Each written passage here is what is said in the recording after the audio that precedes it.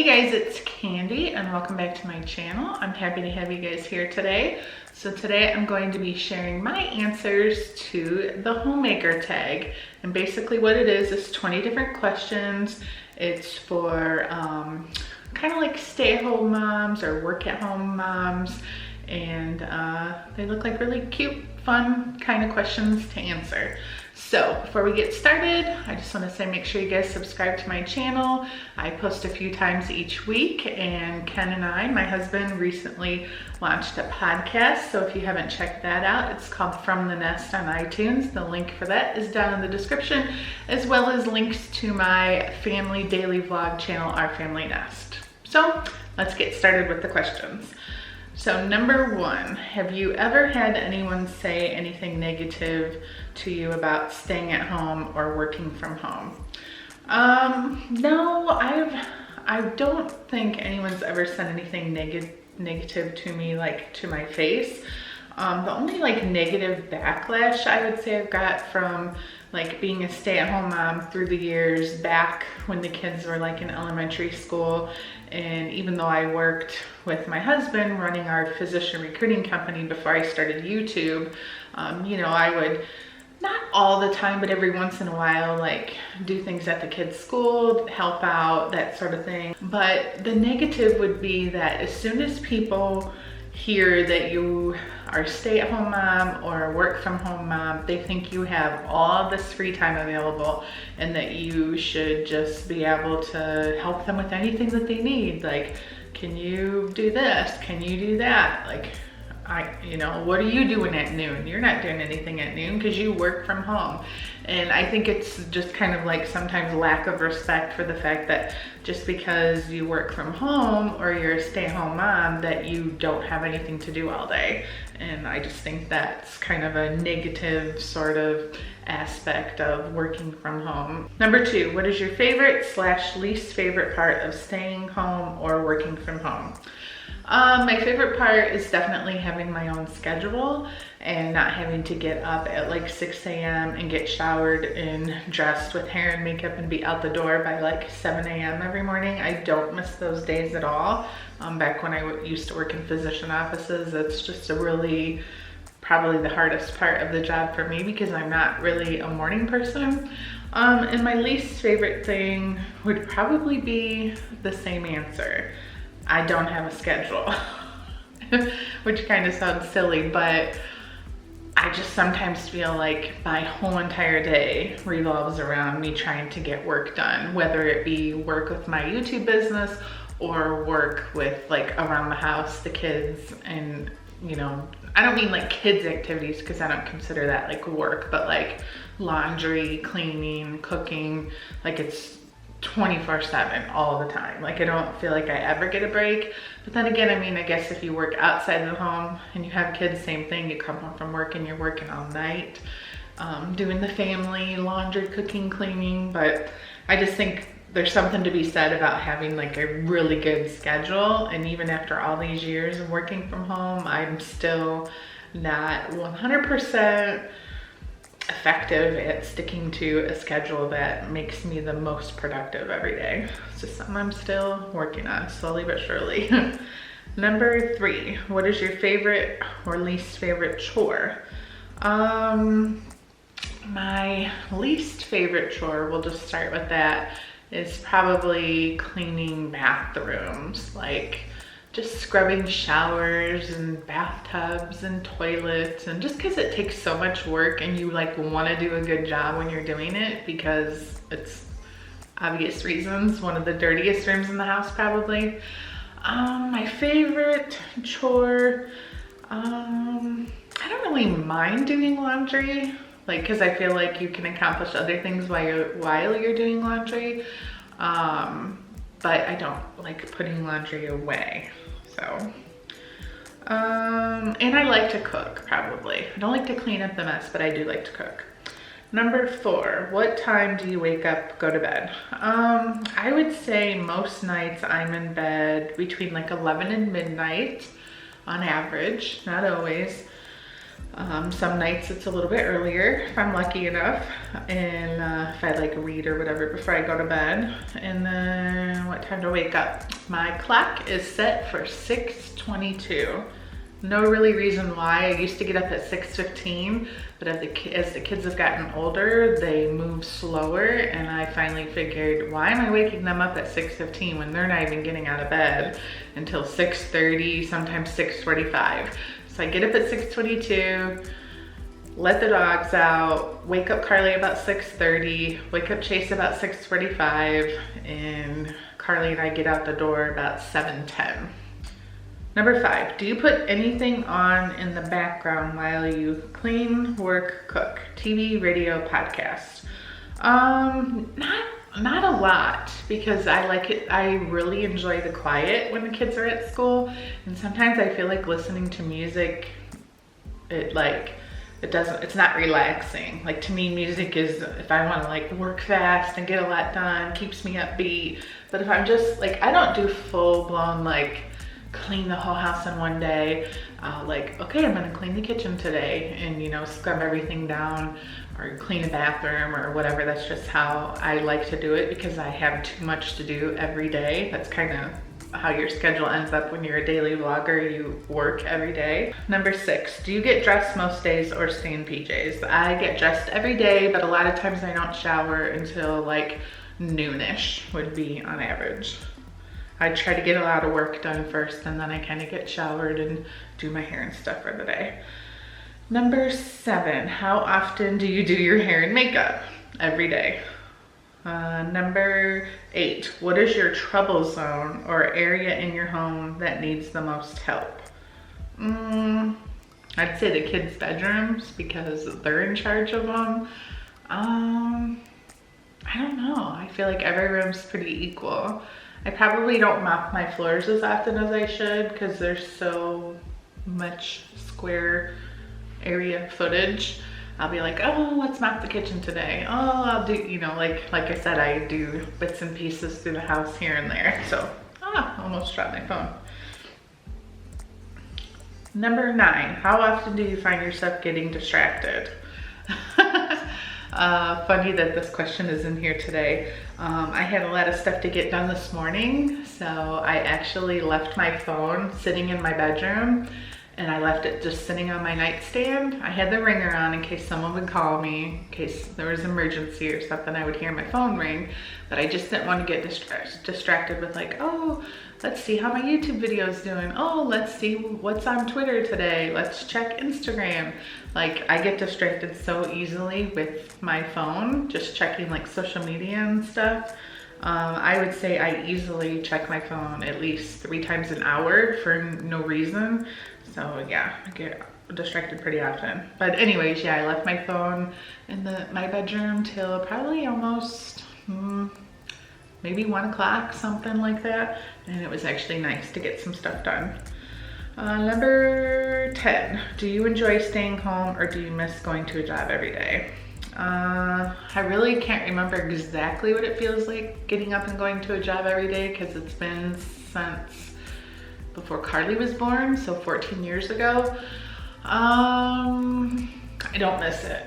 I would not really want to go back to a job every day. I do enjoy staying home just for the freedom of working for myself. I really enjoy the fact that everything that I put into my job, I reap the benefits. I think that's the hardest part when you work for someone else, is no matter how hard you work, your paycheck's typically the same. Not for all jobs, because there are jobs on commission, jobs where you get tips. So I know that doesn't apply to everybody, but I really like, for the most part, as hard as I work, like what I put in, I'm gonna get out. So 11, what is your never-ending chore? Dishes, for sure. There's always a load of dishes to be emptied and a pile of dishes to be put back in the dishwasher. Number 12, what is your favorite way to relax or have me time? Read a book or watch a movie.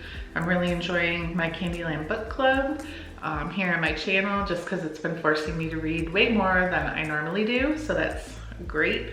And I would say on average, I probably watch at least one movie a week. 13, how often does your husband chip in? If I Ken definitely chips in a lot because he works from home too.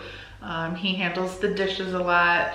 He does all like outside chores, takes care of like the pool, hot tub, that sort of thing. I don't do any of the outside stuff. And then he doesn't ever really do laundry. Maybe 10 times he's done laundry since we've been married. And or like he'll start the laundry, but then I have to finish it. So it's not like but if I had to rate him on a scale of 1 to 10 of helping out, I would give him a 7. I feel like he could do better. So he's definitely not perfect when it comes to helping out, but I think he probably does more than average. 14, if you have kids, when do you find time to do chores? I try to do the majority of my chores when the kids are at school in the summer. Definitely that is a little bit harder to balance, but I've always had the attitude, as long as my house looks picked up, I'm not like pulling my hair out and screaming at everybody. I know my house probably isn't as clean as it should be at all times, but what is that one saying? Like a sign of a messy house is a sign of a good mom or something like that. That's my slogan for sure, because I just feel like I'm not gonna waste my whole entire life cleaning all the time. Like someday when my kids are all gone, that's all I'm gonna have to do is clean this house all the time. You know, like right outside my office here, we have our wooden staircase. It's so dusty all the time, but it's like, what am I gonna do? Dust it 3 days a week? Because you know, the tops of the steps are like a dark hardwood. I'm just kind of like, I don't know, there's certain things like that that just aren't as important to me as a lot of women, I guess. Number 15, how do you balance being a homemaker and creating YouTube content? That is probably the most difficult aspect of being a YouTuber, especially one who posts daily videos and also has multiple channels. Here lately, I've been trying to work really hard on keeping content consistent on my channel. And I feel like if I make a schedule at the beginning of the month and know what I'm gonna post each week, that helps a lot. And same with my daughter's channel. She's been editing a little bit. Like there's certain videos she'll create where she'll edit her own videos, and that's great, but you know, I don't mind. I don't really feel like necessarily editing the videos is what takes the longest. I feel like it's all the other stuff. So I don't know, like I don't mind helping her out with her channel, but having our daily vlog channel, my channel, and her channel is a lot of work. So yeah, I would say my work, my YouTube definitely comes first before taking care of my house, which again, doesn't really bother me. 17, what is your least favorite room in your home and why? I would kind of say maybe my office. If you guys followed along on Our Family Nesta daily vlogs when we first moved in this house and I bought all this furniture for my office, I did do an office tour on my channel as well. I'll link that down in the description. But I went ahead and just bought cheap furniture for my office because I knew I wanted white furniture. And when I went on some websites like CB2, which is like Crate & Barrel's like second website, or like Pottery Barn, at this like beautiful, gorgeous office furniture, I could have easily spent like $8,000 to $10,000 in office furniture, and I just couldn't justify spending that for my office when we needed like living room furniture. Like I got my living room furniture, I got my couch from Restoration Hardware, and I spent a lot of money on that. Like that to me is worth it because it's the living room, everybody sees it every day. You know, like, do you understand where I'm coming from? Versus like, I don't know, I just didn't feel like it was necessary to spend a lot of money in my office. But it's like now that I've been here for, well, we moved in June 1st, and I look around and like my filing cabinets, one of them, it's like, it's just cheap. Some of the stuff came from, like this came from Wayfair. My desk in the center of the room came from Wayfair. These are holding up great. But this other furniture that you actually had to put together came from like the Home Depot Ultimate Furniture Collection or something like that. I want to say each piece was probably like 300 to 400, 450, something like that. And you get what you paid for. Like, it's just when you put it together, it didn't all line up perfectly and that sort of thing. And I don't know, now I kind of have a little bit of buyer's remorse that maybe I should have just waited and not put anything in this room until I had the money to buy some nicer pieces. But you live, you learn. It is what it is, and maybe someday I'll replace it, who knows. Number 18, do you feel your home reflects your personal style? Why or why not? 100% absolutely yes. Our house is custom built. We designed everything. We picked out every color, every aspect, with help from like, you know, like say our bathroom tile and stuff like that. The guy at the tile place helped us pick out some parts of it, but other than that, I mean, yeah, every single thing we put into this home, other than my dining room table, which still sits there not painted. I think as soon as I paint it, because it's like a, you know, I was gonna say ugly brown, a dark brown color, it does need to be painted, so it kind of just matches with the rest of the house. Other than that table, I mean, everything else is brand new, so of course I love it because I just picked it out. All right, number 19, what does your home smell like? I am addicted to Bath and Body Works, like their plugins. What are they called? Wallflowers. I have one at the back door, have one in the hallway upstairs, in Carly's room, in Chase's room, in the boys' bathroom. I don't have one in here. I think there might be one in the dining room. I know they say don't put like it too close to your kitchen because you don't want to like smell air freshener when you're like trying to cook or eat food. They say when you live in a home, you don't really know its smell. But did you ever notice when you go on vacation, when you come back, like your house smells different? So we're gonna be going on spring break soon. So I guess when we get back, I'll be able to see what my house really smells like. Number 20, what is your strong point and weak spot when it comes to homemaking? My strong point is probably that I know how to make things look clean and organized when maybe sometimes they're not. Like, oh, here's a pile of papers that need to be filed. Let's just hide that in this cabinet right here. Or, you know what I mean? Like, I will just hide things, I guess. And my weak point is, I guess just finding time to do everything that I would like to do. Like, I keep thinking how every week I always have the best intentions to, okay, Tuesday, I don't have anything to do on Tuesday. I'm gonna go ahead and, you know, start painting my dining room table. And here it is. I probably bought the paint 6 months ago and I still haven't painted it because I know I'm gonna need like probably like 3 days of time to do it, to let it dry in between coats. And then I have like, oh, what's that top coat you're supposed to put on it? I don't remember. Like, I just know that I'm gonna need a lot of time to get it done.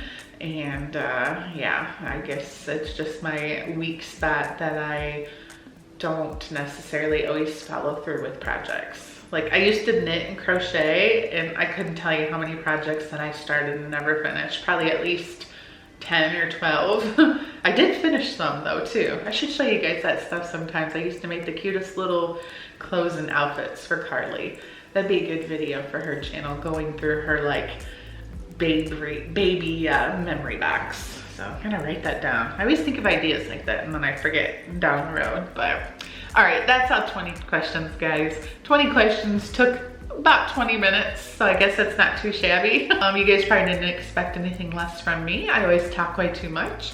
So anyways, thanks guys for watching this video. I hope you guys enjoyed it. I hope you got to learn a little bit more about me and my homemaking style.